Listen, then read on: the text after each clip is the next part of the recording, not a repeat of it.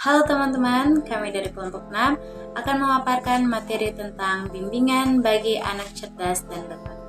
Materi ini untuk memenuhi tugas bimbingan konselor. Sebelum itu, kami akan memperkenalkan diri kami masing-masing. Itu yang pertama saya sendiri, Junistus Paulina Kaulur, dengan NIM 20105030. Perkenalkan, nama saya Kirin Elsa Delampa dengan NIM 20105037.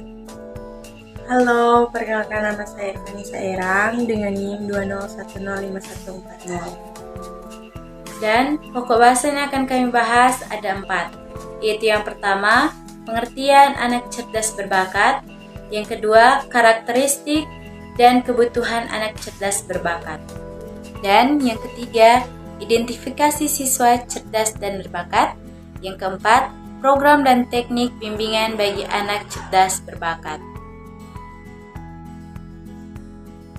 Nah, yang pertama yang akan dibahas yaitu pengertian anak cerdas berbakat. Anak cerdas berbakat adalah anak yang memiliki taraf intelijensi yang sangat tinggi, serta memiliki tingkat kreativitas yang tinggi pula. Dan dengan adegan kemampuannya memungkinkan bagi dirinya berhasil dengan baik dalam pekerjaan atau karirnya. Murid seperti ini umumnya memerlukan program khusus yang terencana selain dari program umumnya, biasanya dilaksanakan di sekolah untuk membangun kemampuannya. Nah, yang kedua, karakteristik dan kebutuhan anak cerdas berbakat.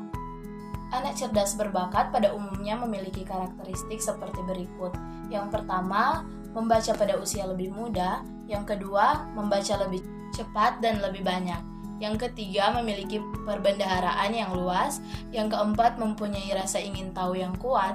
Yang kelima, mempunyai minat yang luas juga terhadap masalah orang dewasa, dan seterusnya. Berikut perkembangan anak cerdas berbakat. Yang pertama, perkembangan fisik.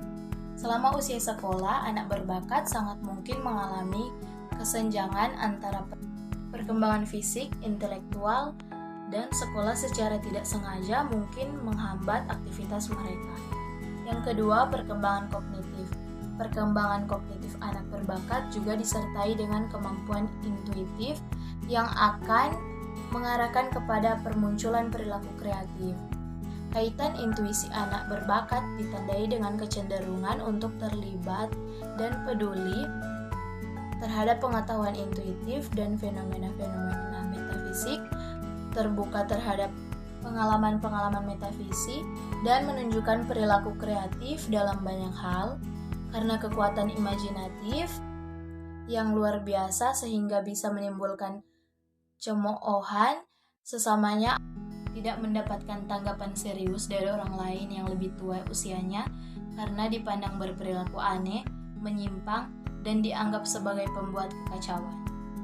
Yang ketiga, perkembangan emosi. Karakteristik kehidupan emosi murid berbakat seperti itu menghendaki keseimbangan dengan pengembangan fungsi kognitif yang ada pada dirinya untuk mengembangkan akan dunianya.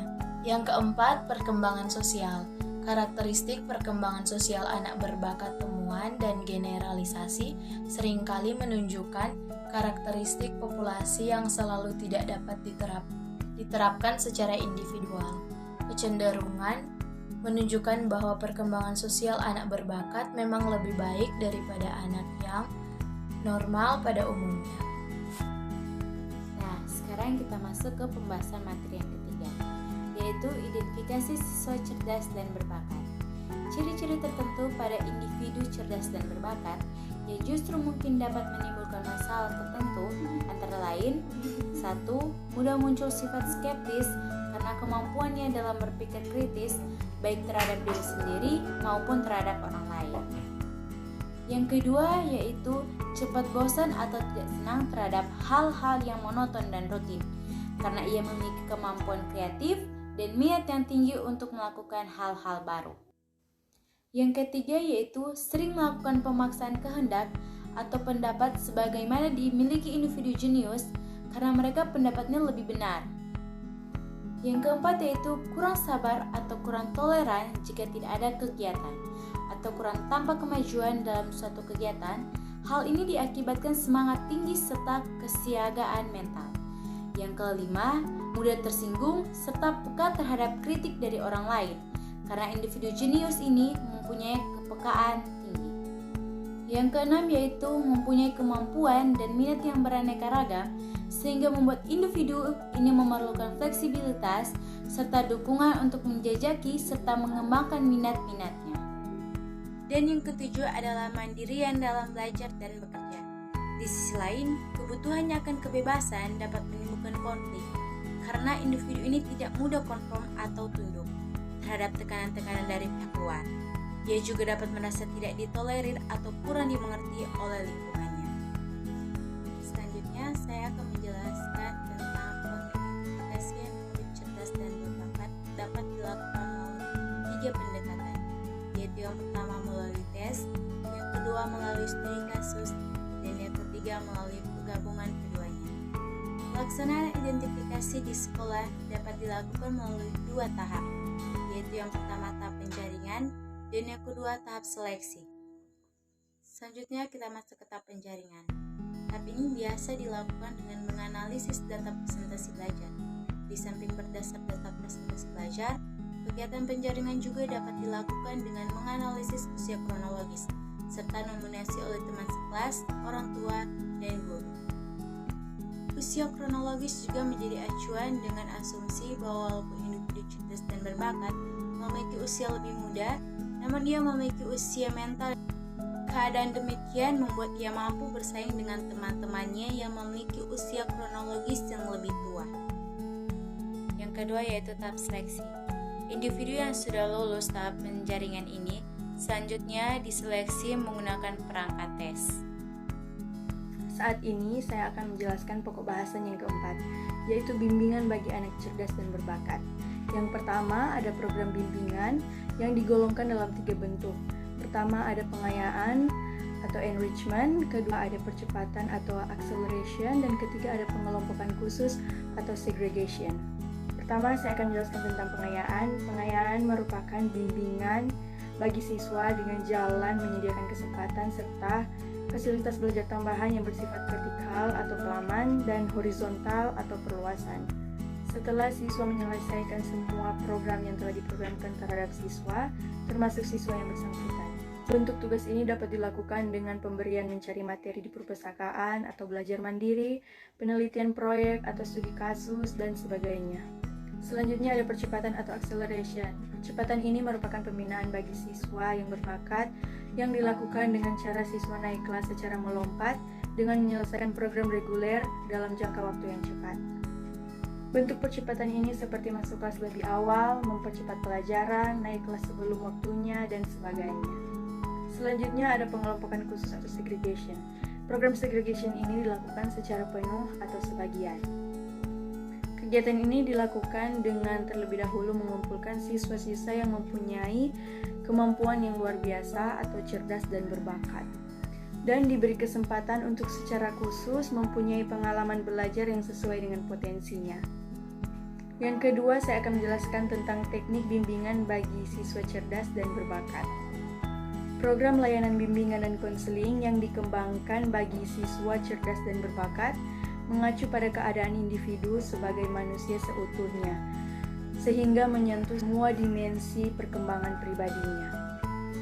Teknik untuk menangani siswa tersebut mengarah pada unsur-unsur yang berhubungan dengan: pertama, ada pengembangan ranah kognitif atau intelektual, kedua, ada pengembangan ranah afektif, ketiga, ada pengembangan ranah fisik, keempat, ada pengembangan ranah intuitif, dan kelima, ada pengembangan ranah masyarakat.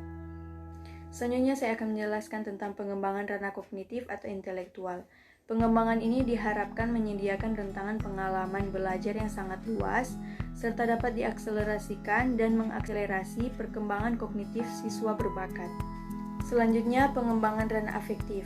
Dalam pengembangan ini, pembimbing diharapkan dapat memahami pikiran dan harapan anak berbakat dengan sikap yang terbuka, serta dapat membantu anak untuk memahami pikiran dan harapan yang ada pada dirinya, dan kemungkinan pemenuhannya dalam kehidupan berkelompok. Selanjutnya, pengembangan ranah fisik. Dalam pengembangan ini, pembimbing diharapkan memberikan layanan yang dapat memberikan kemungkinan siswa memperoleh pengalaman memadukan pola perkembangan berpikir dan perkembangan fisik. Selanjutnya ada pengembangan ranah intuitif. Fungsi intuitif ini adalah fungsi yang terlibat dalam pemunculan wawasan dan tindakan yang kreatif. Mengingat dengan fungsinya yang demikian itu, maka layanan bagi siswa berbakat perlu mempedulikan pengembangan pengalaman yang mendorong individu untuk berimajinasi dan berkreasi. Selanjutnya yang terakhir ada pengembangan ranah masyarakat. Pemberian layanan yang dapat membantu siswa untuk memperoleh pengalaman mengembangkan diri untuk menjadi anggota kelompok, serta mampu berpartisipasi dalam proses kelompok, memperluas perasaan keanggotaan menjadi anggota keanggotaan masyarakat, memperluas identifikasi dari masyarakat terbatas ke arah identifikasi terhadap masyarakat luas. Sekian dari presentasi kelompok kami. Jika ada salah kata, mohon dimaaf.